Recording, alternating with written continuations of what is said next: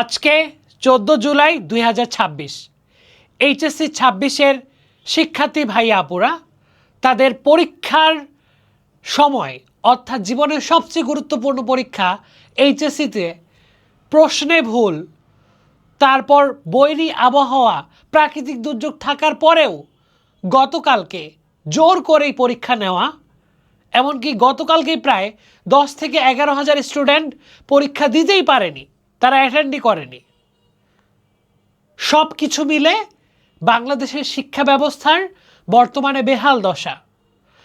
আর মাননীয় শিক্ষামন্ত্রী জনাব মিলন স্যারের কাছে একটাই প্রশ্ন, স্যার আপনি কি এটা প্রমাণ করতে চাচ্ছেন যে এই ছেলেমেয়েরা কিছুই পড়াশোনা করেনি?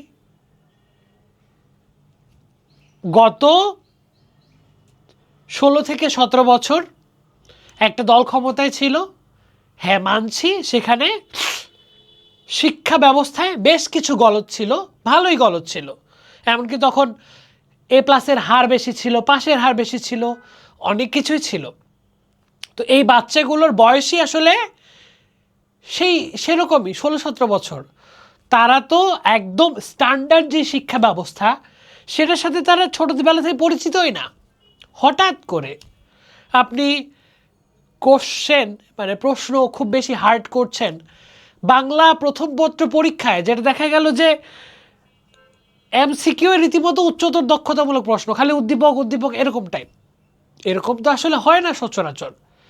আপনি একটা দায়িত্বে এসেছেন, ছেলেমেয়েদেরকে আগে প্রপারভাবে নার্সিং করেন, 1 বছর 2 বছর সময় নেন, তাদেরকে একটা প্রপার এডুকেশন সিস্টেমের মধ্যে আনেন, তারপরে আপনি শিক্ষা ব্যবস্থার আমূল চেঞ্জ করেন, আমরা ওয়েলকাম করব। কিন্তু আপনি যেন প্রমাণ করার জন্যই লেগে আছেন যে এরা ভালো করে পড়ালেখা করেনি। অলরেডি শিক্ষার্থীরা শিক্ষা ভবন ঘেরাও করতে গেছে, ভিসি চত্বরে পুলিশ তাদেরকে আটকে দিয়েছে, বিভিন্ন নিউজ আমরা পাচ্ছি। দুঃখিত, আমার একটু সর্দি ধরছে।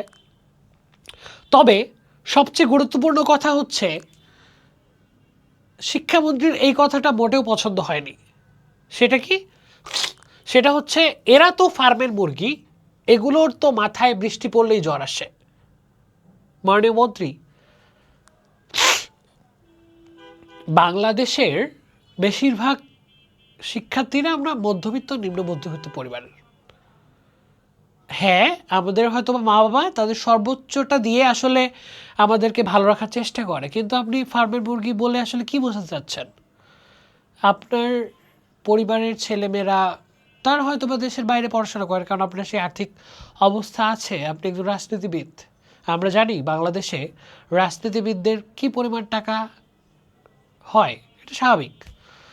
তো একটা পোস্টে দেখলাম যে আপনার মেয়ের পড়াশোনার জন্য নাকি কয়েক কোটি টাকার মতো খরচ হয়। তো আমাদের তো আসলে ওরকম না। তো এই যে আপনি বললেন,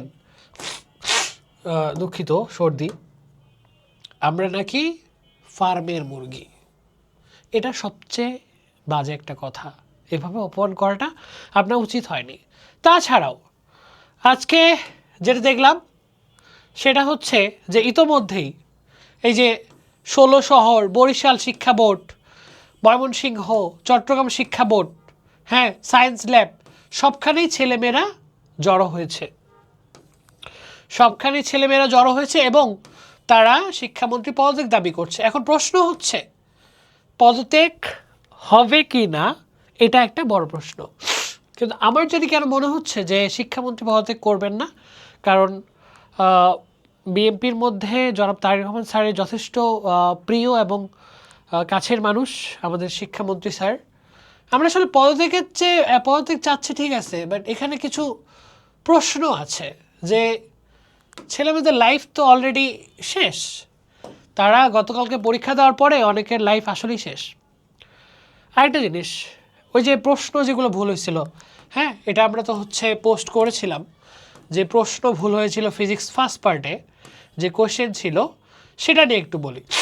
সেখানে বলা হয়েছে যে সৃজনশীল প্রশ্নে 6 ও 7 নম্বর প্রশ্ন সম্পর্কে ভুল হতে পারে, এটা নাকি আপনারা মার্ক দিয়ে দিবেন। অথচ একটা ছেলে মেয়ে যখন পরীক্ষা হলে এই প্রশ্ন সলভ করতে গেছে, যখন দেখছে সে ভুল হয়েছে সেটা কাটে দিয়ে অন্যটার চেষ্টা করছে।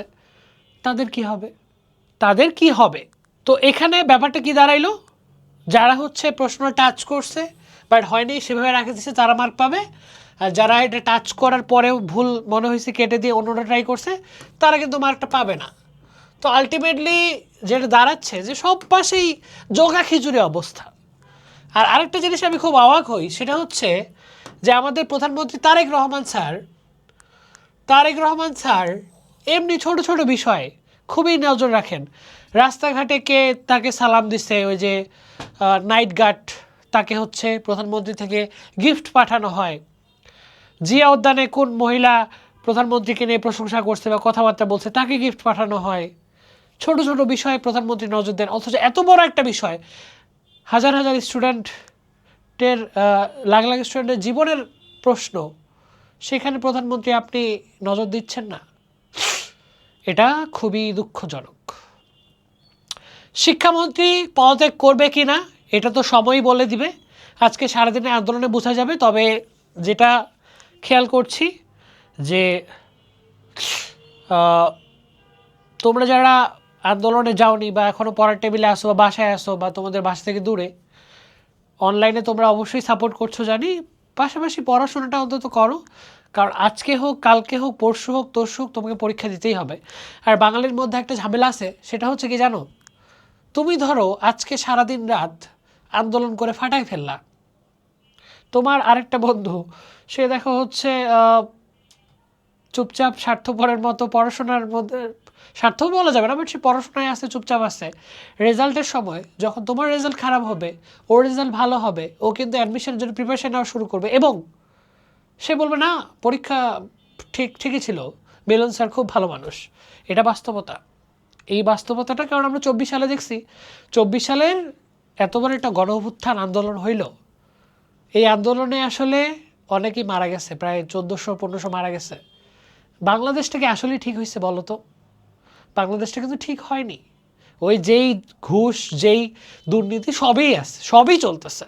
মাঝখান থেকে স্টুডেন্ট, কিছু অবুঝ শিশু, মানুষজন তারা উপরে চলে গেছে। তো বাংলাদেশের মতো দেশে আসলে স্বপ্ন দেখাটা খুবই জটিল। তবুও আমরা চাইব, মিলন স্যার আপনার কাছে অনুরোধ থাকবে, আপনি আমাদের স্টুডেন্টদেরকে বোঝার চেষ্টা করেন, আমাদের বিষয়গুলো বোঝার চেষ্টা করেন, আমাদের প্রবলেমগুলো বোঝার চেষ্টা করেন। এবং প্রধানমন্ত্রী তারেক রহমান স্যার আপনার প্রতিও সম্মান রেখে জানাই যে আপনিও প্লিজ আমাদের বিষয়টা বুঝেন। কারণ ছেলেমেয়েরা আসলে বাংলাদেশে তো এমনি শিক্ষার ব্যবস্থা ভালো না, সেখানে যদি এতই সমস্যা হয়, এত মানসিক ট্রমা নিয়ে পরীক্ষা দিতে হয়, সেটা আসলে সবার জন্যই খুবই দুঃখজনক ব্যাপার। তো এই হচ্ছে অবস্থা। আর আমার একটু শারীরিক অসুস্থতা বা সর্দির জন্য হয়তো বা কথাটা একটু অন্যরকম লাগতে পারে, ক্ষমা সুন্দর দৃষ্টিতে দেখবেন। এবং শিক্ষামন্ত্রী কি পদত্যাগ করবেন কি না, এটার উত্তর হচ্ছে যতটুকু আমি বুঝতে পারছি পদত্যাগ করার কথা না, তবুও দেখা যাক। তবে পদত্যাগ করার চেয়েও গুরুত্বপূর্ণ হচ্ছে এই ছেলেমেয়েগুলোর ভবিষ্যৎটা যেন নষ্ট না হয়, সেটা বিবেচনা করে প্রপার একটা উদ্যোগ নেওয়া। আসসালামু আলাইকুম।